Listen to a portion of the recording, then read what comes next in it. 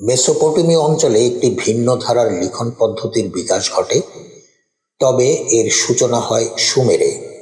সুমেরীয়রা লেখার সূচনা করে ৩৫০০ খ্রিস্টপূর্বাব্দে।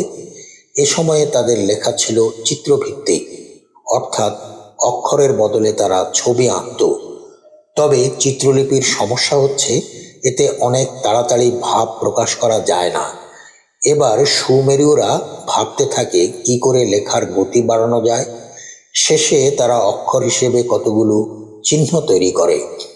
সুমেরীয়দের কোনো কাগজ ছিল না।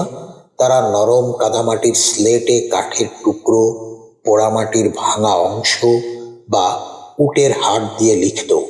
অমন কলম দিয়ে লিখতে গেলে লেখা তেমন গোল হতো না, কৌণিক রেখা ফুটে উঠত।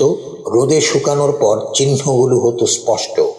চিহ্নগুলোর কোনোটি ছিল খাঁজ কাটা, কোনোটি তীরের মতো, আবার কোনোটি ইংরেজি ভি অক্ষরের মতো। সুমেরের এই প্রাচীন লিখন পদ্ধতির নাম দেওয়া হয়েছে কিউনিফর্ম। এই কিউনিফর্ম পুরো মেসোপটেমীয় অঞ্চলের লিপি হিসেবে প্রতিষ্ঠিত হয়। কাদামাটি ছাড়াও কোথাও কোথাও পাথরের গায়ে কিউনিফর্ম লিপি পাওয়া গেছে। প্রত্নতাত্ত্বিকেরা একবার সুমেরের বিখ্যাত শহর নিপ্পরে খনন কাজ করে মাটির নিচে একটি মন্দির পান। এখানে কিউনিফর্ম পদ্ধতিতে লেখা প্রায় ৫০,০০০ মাটির চাকতি পাওয়া গেছে। ধারণা করা হয় এই ধর্মমন্দিরের ভেতরে একটি লাইব্রেরি ছিল। কিউনিফর্ম লিপিতে লেখা এই স্লেটগুলো সাজানো ছিল কাদামাটির তৈরি শেলফে। ১৯ শতকের প্রথম দিকে পণ্ডিতেরা কিউনিফর্ম লিপির পাঠ উদ্ধার করতে সক্ষম হন। সুমেরীয়রা বিশ্বাস করত অনেক দেবদেবী মিলে পৃথিবী পরিচালনা করছে। এক একজন দেবতা বা দেবীর রয়েছে এক এক ধরনের দায়িত্ব। মানুষের প্রতিদিনের জীবন পরিচালনা করছেন নানা দেবদেবী। দেবতাদের মধ্যে প্রধান ছিলেন সূর্য দেবতা। সুমেরে সূর্য দেবতার নাম ছিল শামাস। এর পরের ক্ষমতাবান দেবতা হচ্ছেন এনলিল।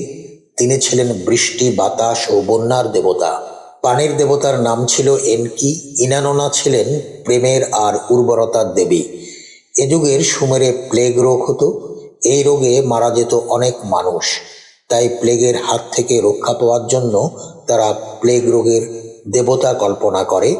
এভাবে প্লেগ রোগের বিশেষ দেবতা হিসেবে নার্গল নামটি পাওয়া যায়। ঝড়, বন্যা, রোগবালাই এমন সব প্রাকৃতিক শক্তি দেখে আদিকালের মানুষ ভয় পেত। কি করে রক্ষা পাওয়া যায়, এই ভাবনা থেকেই তারা ভিন্ন ভিন্ন দেবতার কল্পনা করতে থাকে।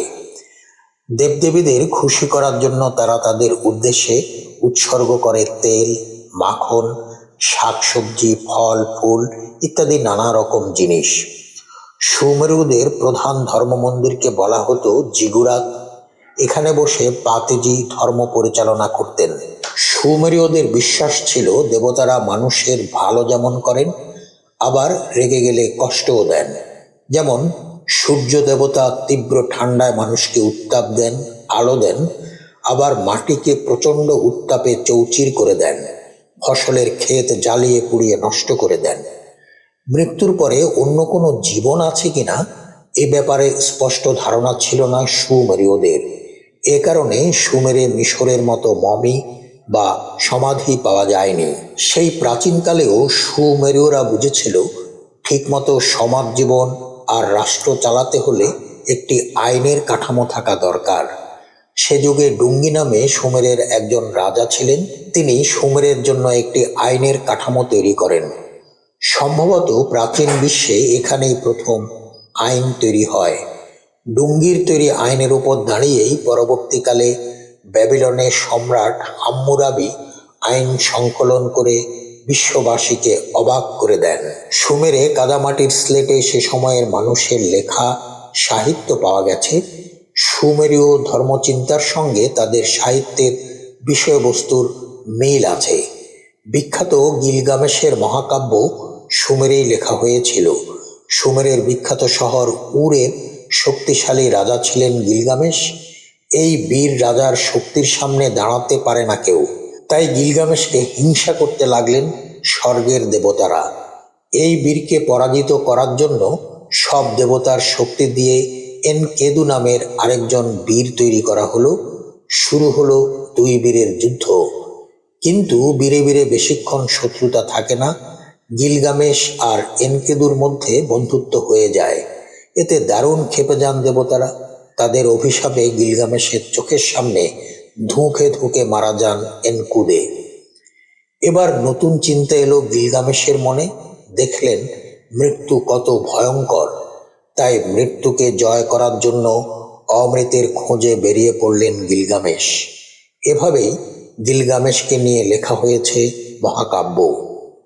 বিজ্ঞানের ক্ষেত্রে সুমেরীয়রা কতটা এগিয়ে ছিল তা স্পষ্ট নয়। যতদূর জানা যায় তারা জ্যোতির্বিজ্ঞানের উদ্ভাবন করেছিল।